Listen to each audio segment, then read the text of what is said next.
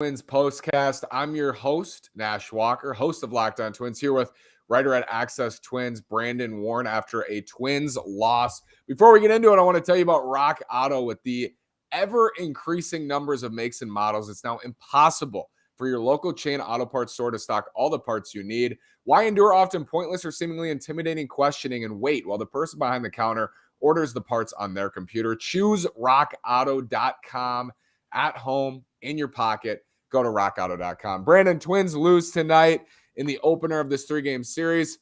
Once again, it's a Twins loss that felt like it could have been a Twins win. Chris Archer starts, was really solid again tonight, Brandon. Yeah, and I'm looking at Baseball Savant. I don't know how many people who listen check that out, but it's a one-stop shop for everything you could want.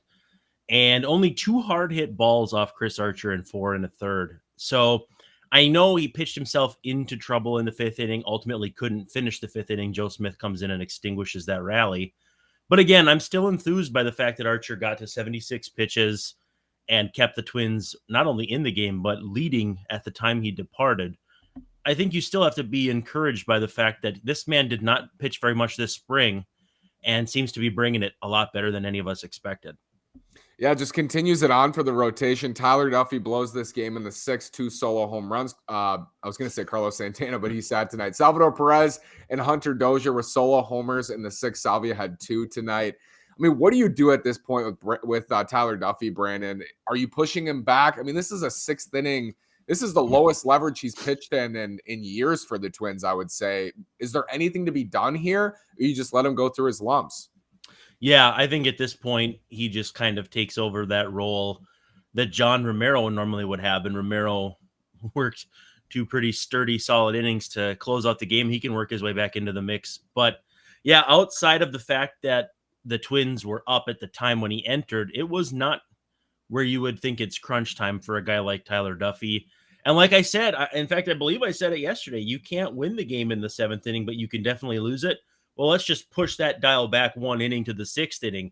And that's exactly what Tyler Duffey did. Now, it's not just Tyler Duffey. The offense fell silent against a flame-throwing bullpen, et cetera, et cetera.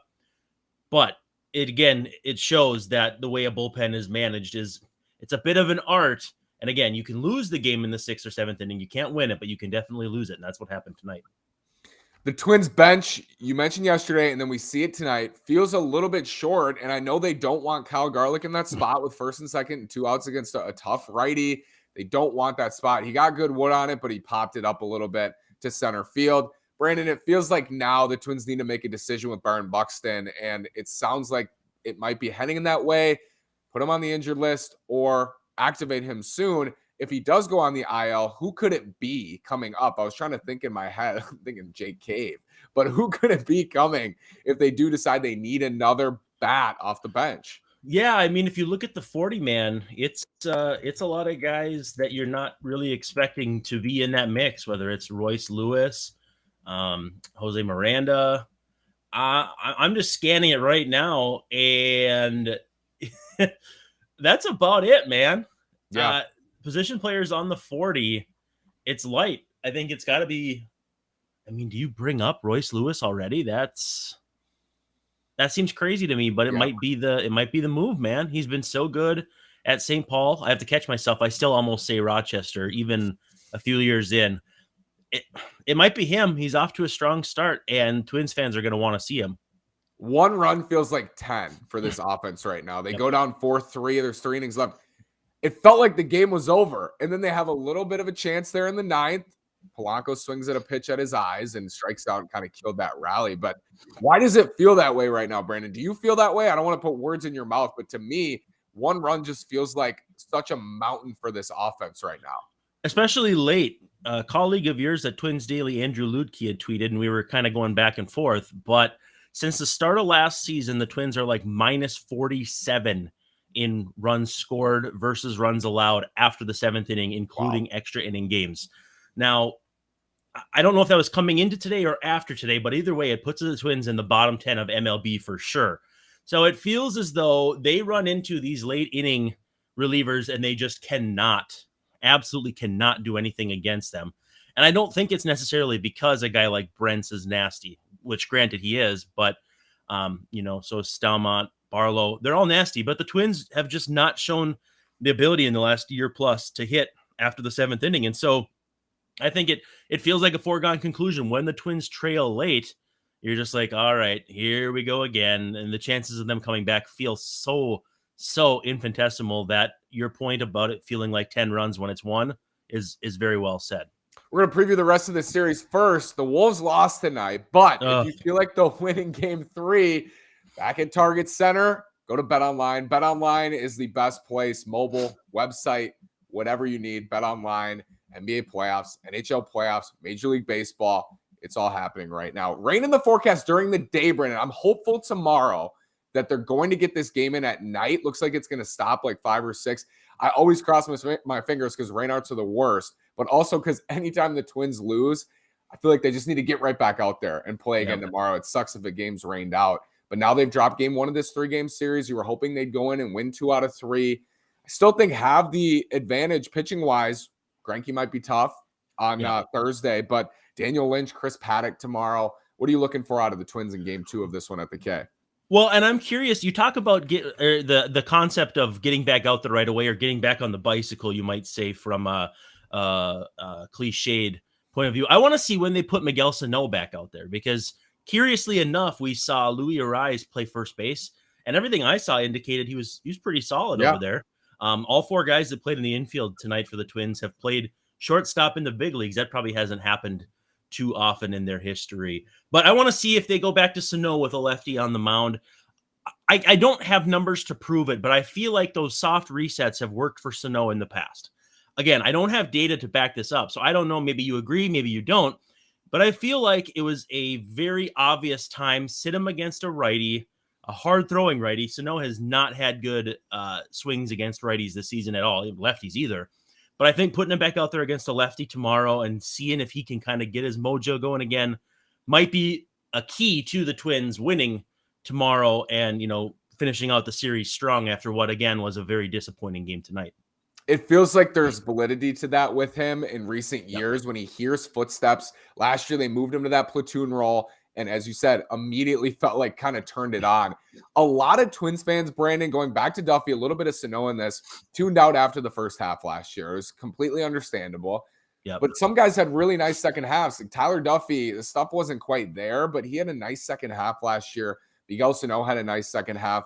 I think that might be why people, Twins fans who have checked back in, Twins fans who weren't as dialed as maybe you and I were late last year, are watching and they're like, why is Miguel Sano still playing? Why is Tyler Duffey going out there in a 1-run game? How much can last year be attributed to that attitude now? A lot. And it's always what have you done for me lately? Baseball, a fandom. Minnesota sports fandom is also very fatalistic. And so, I mean, the Wolves came into this game rolling and everyone, they beat the Clippers convincingly. They beat the Grizz convincingly in game 1. And you still find people who are like, it's still going to all go to heck, Same kind of fatalism is what happens in baseball. And a lot of times too, baseball is a game predicated on failure and how you handle failure. So it's easy to be a pessimist because you're proven right more often than not. And when you are wrong, everyone is happy because the team is doing well. So being negative like that it's not a personality trait. Yes, you can't lose if you're negative. So that's why, to me, negativity only works when you're backing it up with something. Now, like you said, Sano much better in the second half. Duffey much better in the second half. The problem is they're going to lose some people along the way if they don't start playing better.